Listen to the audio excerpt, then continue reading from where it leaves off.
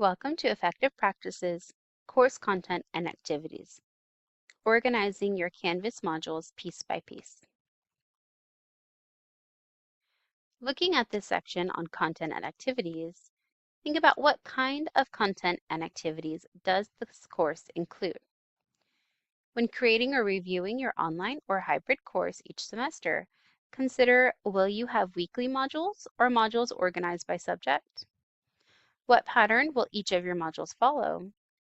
How will you begin and end each module? Do you have an assignment where students interact with each other each week to meet the student-to-student interaction RSI requirement?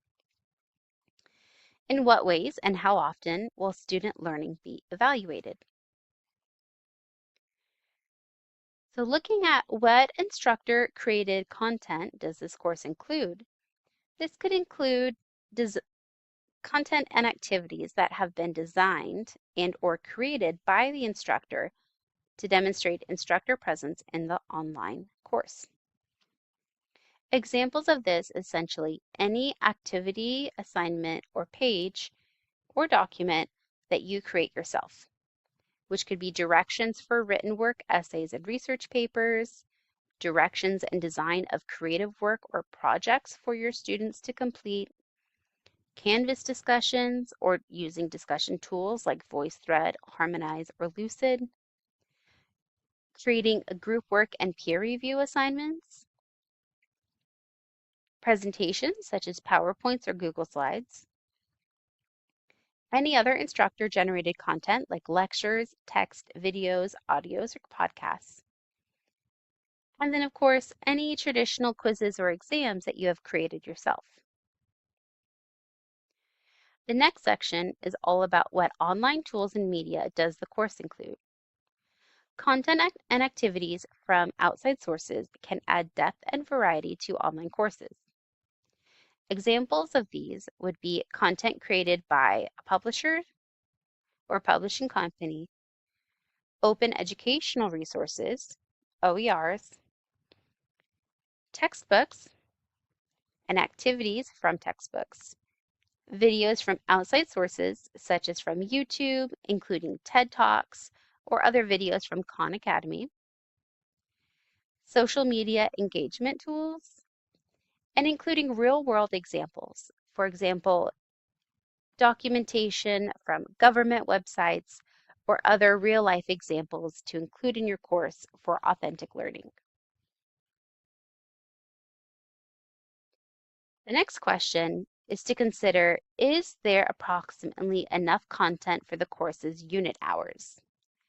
So the Carnegie unit or unit hours is important in ensuring that online or hybrid courses have enough work and not too much work for students to complete in a reasonable amount of time.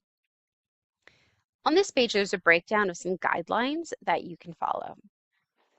Lecture courses in a 16-week course are as follows. And in general, these are going to be per week and on average. 3-week lecture courses that are 100% online should include about 9 hours worth of content to read, watch, or listen to, and any homework and assignments or studying that will accompany that material. A 4-unit lecture course that is 100% online, and again, a 16-week course, should factor about 12 hours of content and homework each week.